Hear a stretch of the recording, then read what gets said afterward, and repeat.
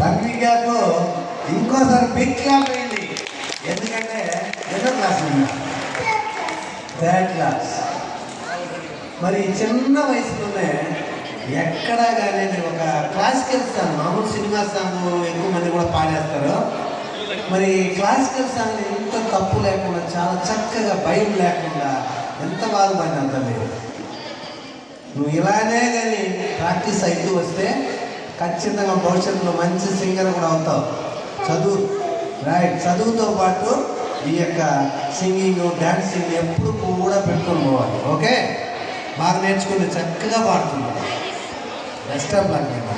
నీకు ఎవరు నేర్పించిందన్నా? Mother. Very good. కూర్చున్నాను. మా తన్విక వాళ్ళ మదర్ని ఒక్కసారి స్టేజ్ పై